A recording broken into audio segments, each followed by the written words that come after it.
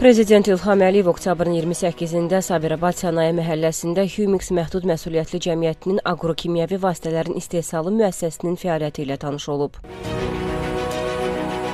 Əvvəlcə İqtisadiyyat Naziri Mikayıl Cabbarov dövlətimizin başçısına Sabirabad Sənaye Məhəlləsi barədə məlumat verdi.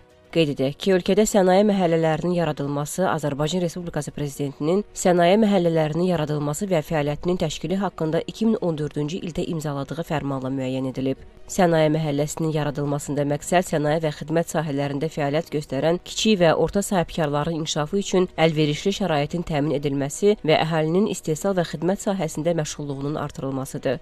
Sabirabad Sənaye Məhəlləsi dövlətimizin başçısının 2017-ci ildə imzaladığı sərəncamla yaradılıb. Məhəllənin ümumi ərazisi 20,3 hektardır. Məhəllə sahibkarlıq subyektlərinin fəaliyyət göstərməsi üçün zəruri infrastrukturla təmin olunub.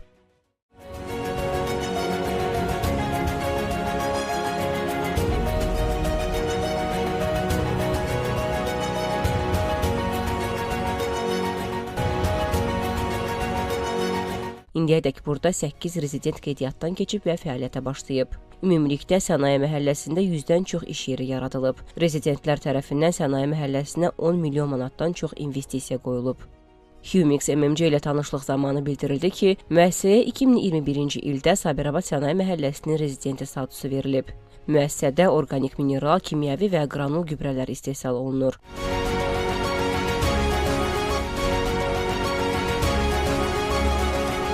Türkiyə, Çin və yerli texnologiya əsasında fəaliyyət göstərən müəssisənin illik istehsal gücü 18.000 ton gübrə təşkil edir. Burada istehsal olunan məhsullar daxili bazarın tələbatının ödənilməsinə yönəldilməklə yanaşı ixrac da ediləcək.